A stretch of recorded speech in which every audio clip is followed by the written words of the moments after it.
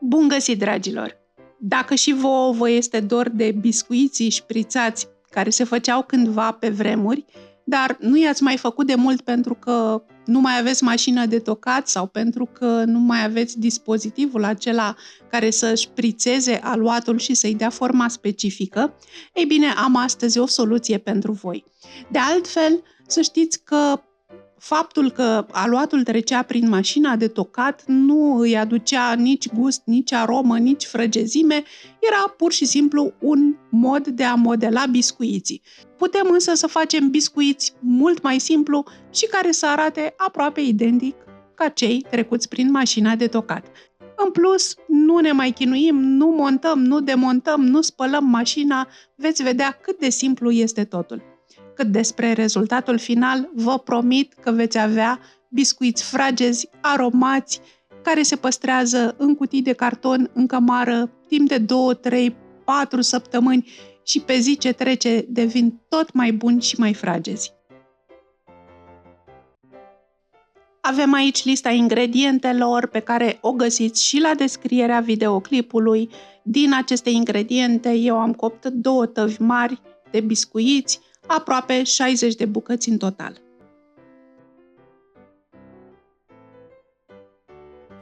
Avem nevoie de 200 de grame de unt foarte, foarte moale, să fi stat 2-3 ore la temperatura camerei.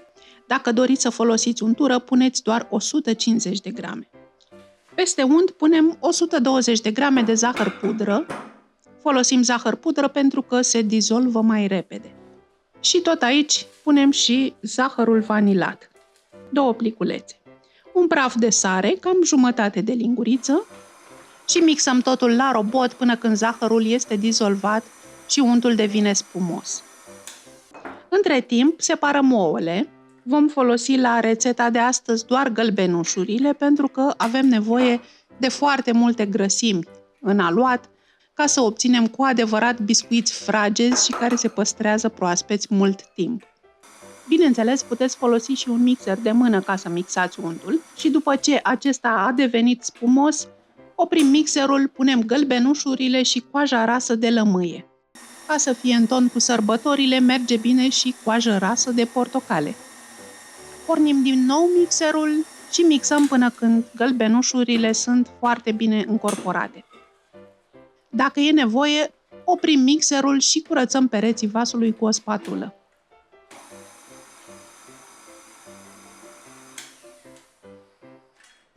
Iată ce compoziție fină și spumoasă am obținut.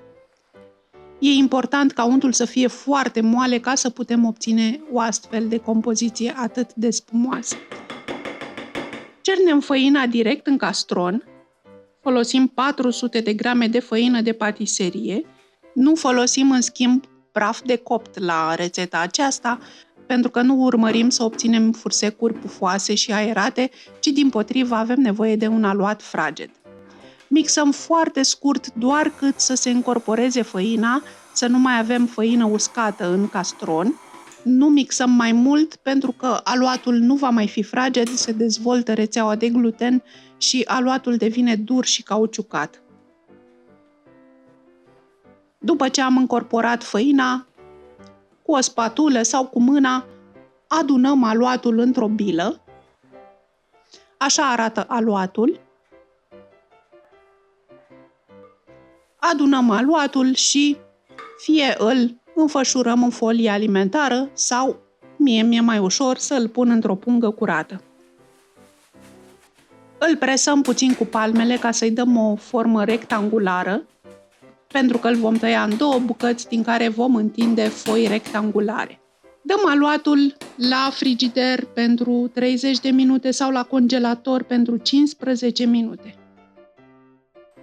Între timp ne pregătim ustensilele.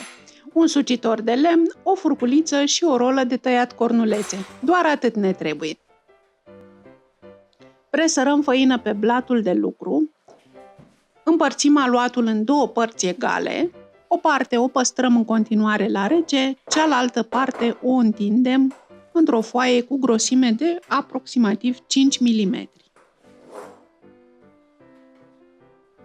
Am îndreptat marginile ca să am o formă regulată. Și acum urmează imitația.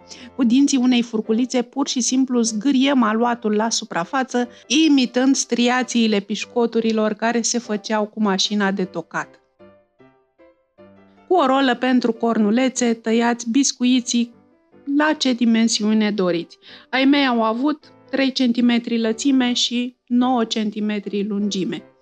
De asemenea, puteți să tăiați biscuiții cu striațiile acelea, fie pe lungime, fie pe lățime, după cum doriți. Eu, fără să mă gândesc prea mult, am tăiat biscuiții cu striațiile pe lățime.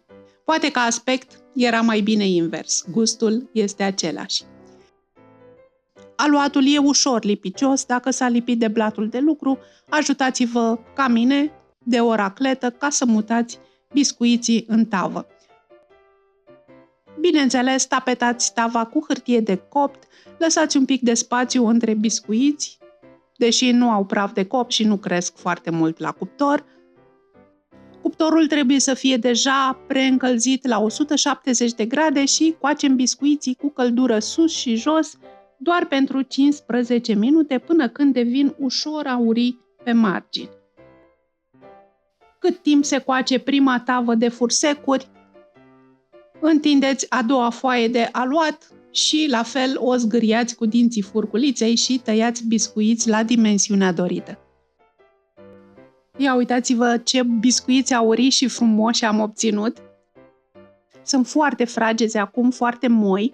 Vă sfătuiesc să-i lăsați măcar 5 minute să se răcească în tavă și abia după aceea să îi mutați pe un platou. Datorită untului sunt foarte fragezi și se rup sau se deformează ușor cât timp sunt calzi. Și așa arată biscuiții noștri șprițați, dar făcuți fără dispozitive sau aparate speciale.